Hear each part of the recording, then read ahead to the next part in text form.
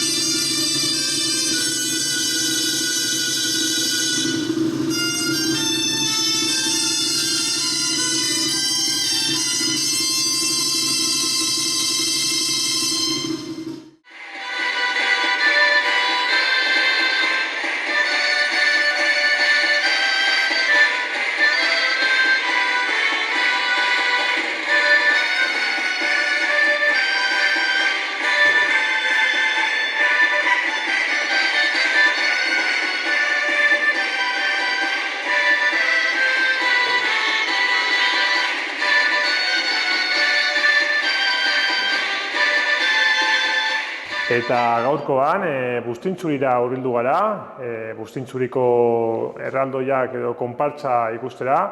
Gaurkoan Unai Martinez Biurrunekin elkartu gara, bertako konpartsako kideena, bera eta Faiarra, eta hango konpartsetan ere kide bada. Arratsaldeon, Unai. Arratsaldeon. Konta iguzu, noiz sortu zen Bustintxuriko konpartsa? Bueno, Bustintxuriko konpartsa 2012 urtean sortu zen.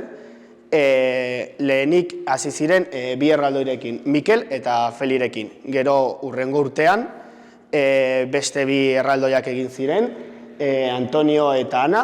Eta bueno, geroago buru handiak batu ziren, eta 2018 eta 2019 urtean azkenegoak direla erraldoi txikiak. Eta nor bultzatuta sortu zen konpartsa? Konpartsa sortu zen Kristian Azkonak bultzatuta, badela auzoko gazte bat, ideia hori zeukana, sortzea konpartsa bat auzoko festak girotzeko. Orduan pixkat helburua zuen hastapen horietan bertan giroa emateko, ez?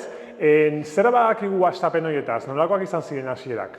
Hasierak izan ziren pixkat laguntalde bat, erraldoi batzuk egin nahian, egin zituzten auzolanean, oraindik ez egiten ongi nola egin, izan zen egin zituzten lehenengo erraldoiak, eta pixkat prekarioak baziren, baina bazituen beraien enkantoa zituzten.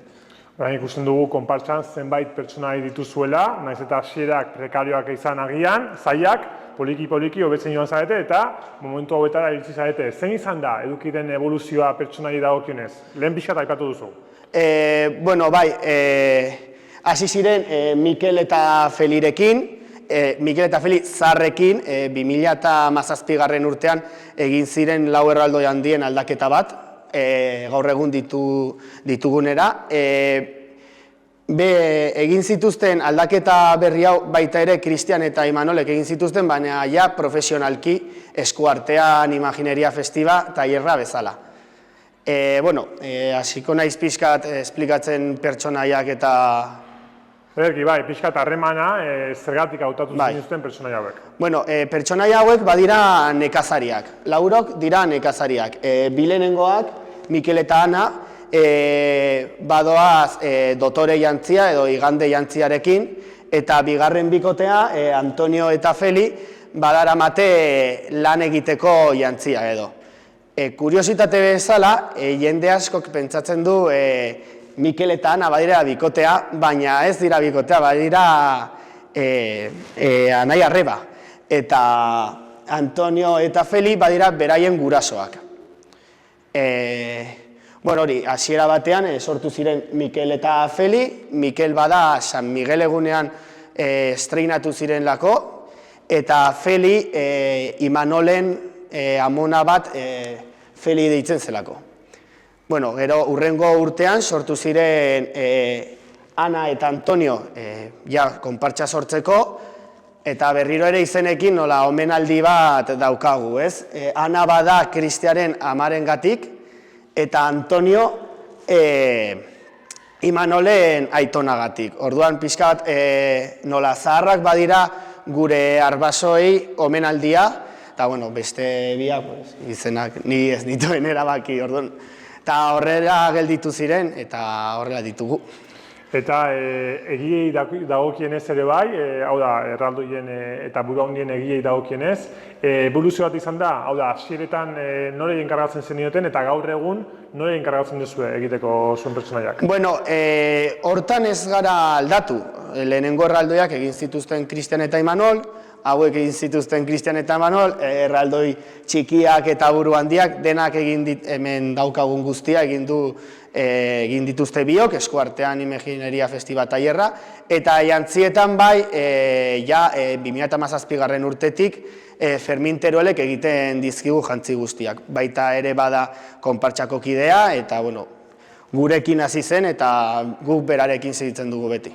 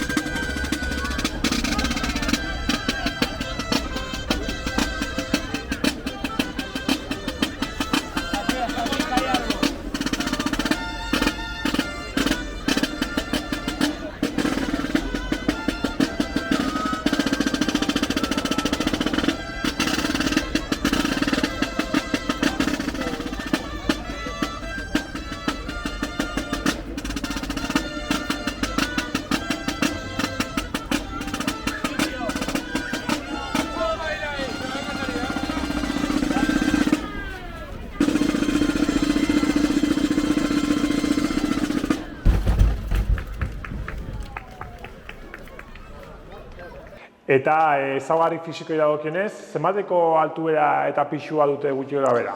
Bueno, gure erraldoi handiak badira 345 edo aldera, eta pisua gutxien pisatzen duena egongo da 42 kilo inguruan, eta gehien pisatzen duena badela Antonio, egongo da 46-47 kilo inguruan. Haute pisu galanta, hauetako bakoitzak zenbat erabiltzaile behar izaten ditu beste egun batean? Bueno, normalean ateraldi baterako joaten gara 3 erraldoi bakoitzean.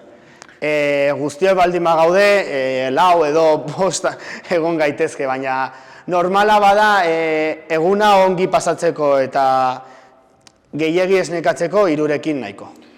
Eta pertsonaiekin jarraituz, komendatu dizu pixkat erraldoieko pertsonaiak zergatik aukeratu zenituzten, buruhandiak nor dira eta zergatik aukeratu zenituzten? Bueno, buruhandiak auzorekin harreman estua daukate, zeren badira auzoko festea nagusien representazioa. Hasiko ginateke inauteriekin lantzeko txatxoa baduguan, gero jarraituko ginateke San Juanekin eta baduguan sorgina pixkatatzean. Gero, agian gehien gustatzen dena badela nola festazalea, badela auzoko festen errepresentazioa, eta gero badugu baita ere laukotea osatzeko gaitero bat. Pixka bat gurekin joaten diren musikariei omenaldi bezala. Zure ustez, zein da pertsonai guztietan, bai erraldoi bai buruhandietan maitatuena, konpartsan? Ostia, baina zaila. Nire ustez edo jendearen ustez? Bueno, bientzako, zure ustez eta jendearen ustez. Niretzako bada dantzatzen dudana, Antonio, egiten dira sufritzea pixkaz, baina, bueno. Eta nire ustez jendearentzako agian Ana bada, baina orain, bueno, pasaren urtean presentatu genituen 2 buruhandi berrituak, eta uste dut buruhandiek ari direla Anari protagonismoa kentzen. Eta orain pixka gai salatuko dugu, zer dantzatzen duzue konpartsan? Bueno, konpartsan gehien dantzatzen duguna badira kalejirak eta baltsak. Uste dut, konpartsa guztiok bezala, baina guri ere gustatzen zaigu pixka bat enrebesatzea eta badugu repertorioan jotaren bat eta baita ere nola berezia eta asko gustatzen duena mexikana bat. Eta nola lantzen dituzu koreografiako berrikuntzak? Bueno, baditugu konpartsaren barruan 3 entsaio jefe edo badirela entsaioak dirigitzen dituztenak. Berrikuntzak gehienetan guztion artean egiten ditugu, azkenean egun batean entsaiatzen gutxi baldin bagaude, prestatzen dugu gauza berriren bat edo. Eta lan askorekin eta konpromesoarekin. Eta herrietan eta bertze konpartsen arteko topaketa horiek balio izaten dute pixkat ikusteko berrikuntzak eta gauza berriak? Bueno, fijatzen zara, ikusten baldin baduzu pausoren bat beste batek egiten duena eta gustatzen zaizu, fijatzen zara, baina ez zaigu asko gustatzen kanpoko gauza, dena dago inventatua hemen, badira baltsak bada medida batekin eta ezin dugu gauza handirik egin, baina ez da gustatzen, guri ez zaigu gustatzen, tal kual, egingo dugu hauek egiten dutelako. Badaude gauza, badira basikoak, egiten dituztela mundu guztia, baina gero guri ere gustatzen zaigu bilatzea nola gure esentzia.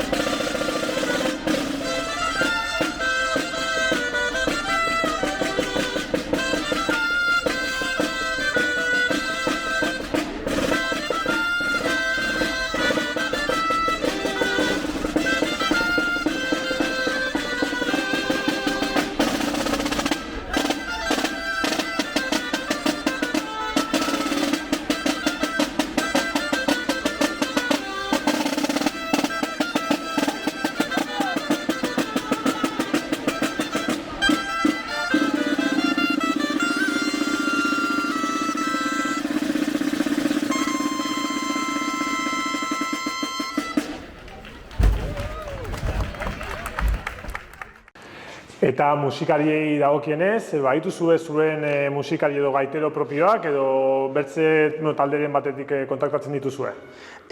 Bueno, gu orain dela urte askotik ona, Ezpelur Dultzaineroekin kontatzen dugu, beraiekin oso harreman ona dago eta oso ongi eramaten gara, prestatzen digute eskatzen dugun guztia eta baita ere batzutan igual erakusten didate ze duten berri edo guri interesatzen zaiguna. Eta orain ekitaldietara edo agendara pasako gara, zein izaten da zuen urteko agenda? Mugitzen zarete? Bai, asko mugitzen gara. Hemen auzoan egiten ditugu auzoko festa garrantzitsuenak edo hasten gara inauterietan, gero maiatza aldera badugu auzoko eguna, San Juanak saltatzen ditugu, oraindik ere ez gara hola iritsi, eta gero irailan badira auzoko festak, eta gero auzotik kanpo,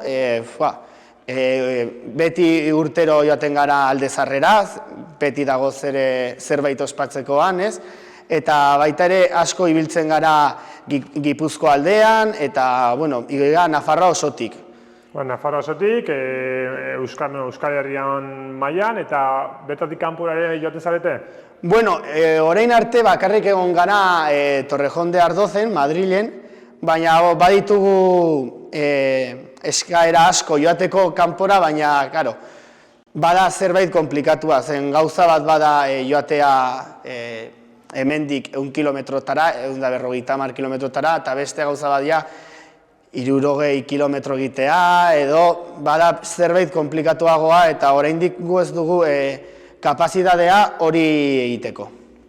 Orain berriro ere gai salatuko dugu eta zuen konpartsa gaur egun nola dagoen aztertuko dugu, galdera batzuen bitartez. Zenbat partaide zaudete momentu hauetan? Bueno, orain, erraldoi handi eta buru handiekin batera egongo gara 35-40 partaide aldera. Eta zenbat egun ensaiatzen duzu astean? Bueno, normalean entsaioak hasten ditugu otsailan eta ensaiatzen dugu igandero. Otsailan hasten gara igandero entsaiatzen eta gero temporada edo iristen denean saiatzen gara ostiraletan edo, normalean larun bat edo igandean dantzatzen dugulako ostiraletan edo ensaiatzea eta gero sartzen garenean udan normalki ez dugu asko ensaiatzen. Hartzen dugu berriro ere irailan festak prestatzeko, baina hori da pixkat nola gure egutegia. Udan ere ekitaldiak dituzuenez, horien bitartez ja ensaiatzen duzu, ez? Claro, gure ideia da sartzen baldin badiogu kaina otsaila aldera ez ditugula aktuaziorik, gero iristen gara udara denok nahi dugula disfrutatu eta zaila dela hemen sartzea, ensaiatzera 2 ordu, eta izatea dena prest bakarrik aktuaziora joan behar, bakarrik aktuaziora joateko.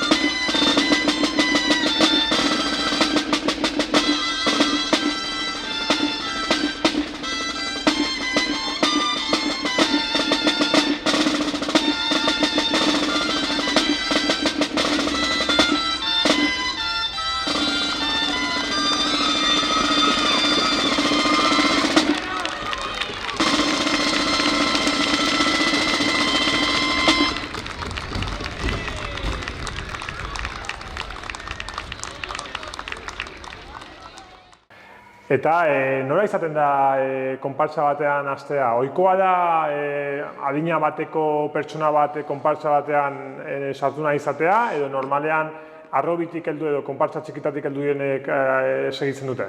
Bueno, hemen denetari dugu. Badago jendea, bueno, oraindik gure arrobia ez du gure erraldoiak dantzatzeko adina, baina, bueno, baditugu 20 bat aur dantzatzen dituztela erraldoi txikiak, beraiekin egiten dugu extraeskolar modura entsaioak dantzatzen ikasteko, eta, bueno, espero dugu futuro batean gurekin dantzatzea.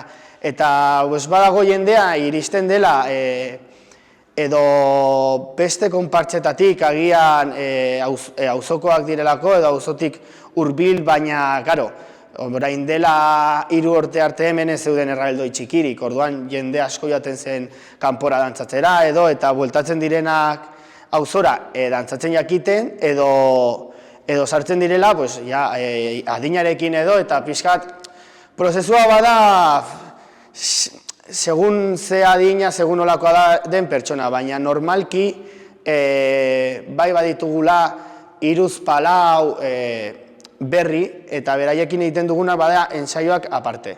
Claro, gu jartzen garenean ensaiatzera, baldin bagaude 10 esperientzarekin, claro, baldin badituzu 4 dena irakatsi beharra, joaten gara nola mantsoago. Orduan, normalean berriek egiten dute entsaioak aparte, eta ja prest daudenean gurekin etortzen dira ensaiatzera. Eta, konpartsa baten atzean, lan handia badago. Zer da ematen dizuena konpartsa bateko kide izateak? Zergatik horren bertzeko lan? Bada gustatzen zaigulako, ez? Ni txikitatik edan hau, ni banituen ez nuen ez da hilabete bat, eta baina nire ama eramaten ninduen erraldoietara. Eta orduan niretzako bada zerbait txikitatik ikusi dudana festetan erraldoiak, 10 urterekin hasi nintzen nire ikastolako erraldoiak dantzatzen, gero bestea, eta orain, niretzako bada nola zerbait naturala.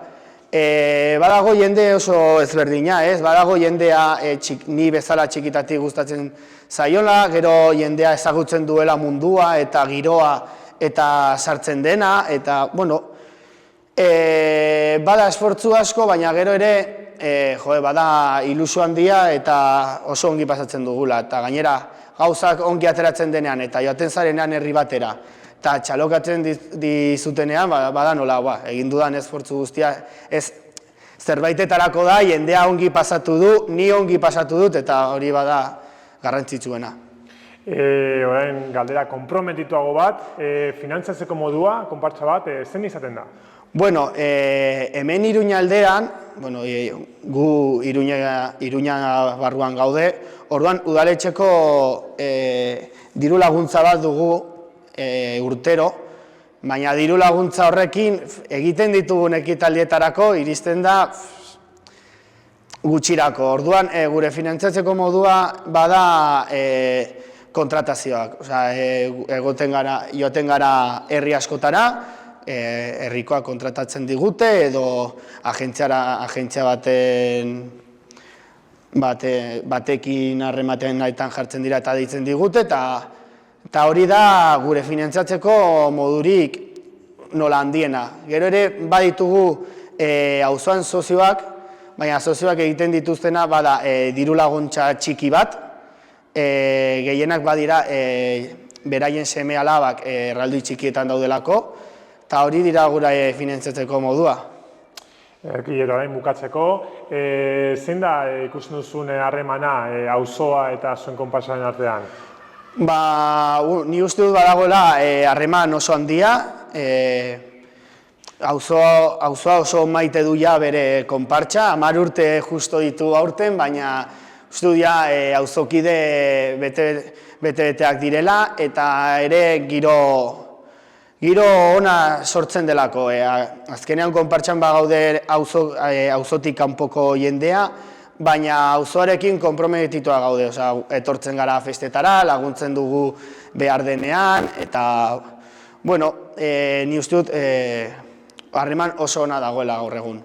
Aipatu dugu hasieran, zu berez Tafaiakoa zara, hango konpartsetan kide zara baita ere, eta orain Bustintxurin. Hau nola izan zen? Justo orain duela 6 urte, ezagutu nituen erraldoi topaketa batean, Tuteran, eta harreman ona egin genuen, eta oso giro ona zegoen, eta ziginen koinziditzen gehiago, eta etorri nintzen bizpahiru aldiz laguntzera, eta hasi ziren Rakelek, badera gure konpartsaren ama, hasi zen, eta zergatik ez zara gurekin dantzatzera etortzen, eta beti dago hor nola fitxatzen, eta azkenean konbentzitu ninduen, eta sartu nintzen, eta orain 5 urte egingo ditut, eta oso pozik. Eta zer suposatzen du, bi konpartsen kide izateak aldi bere horretan, eta partekatze hori edukitzeak, zer onurak hartzen ditu? Esfortzu asko dator, baina baita ere onura asko ere. Ni hemen asko ikasi dut, Tafaian beste modu batez dantzatzen da, eta niretzako hemen etortzea oso aberasgarria izan da. Eta orain bai bukatzeko galdera, azken hausnarketa bat eskatuko dizut, noruz joatea gustatuko litzaizuke konpartsa etorkizunean? Bueno, gutxienez, orain gauden eta orain arte egon garen modura segitzea. Eta seguru nago gehiagora joango dela. Asko mugitzen gara, aktuazio asko ditugu, jendeari badirudi gustatzen zaiola egiten duguna, eta ni uste dut konpartsa hau edo berdin jarraituko duela edo gorago joango dela, seguru. Ederki, Unai, mi esker honiz gaurkoan zue Buzintzuriko konpartsako bateak irekitzagatik, eta ikusiko gara jaietan. Bai, mi esker zuei.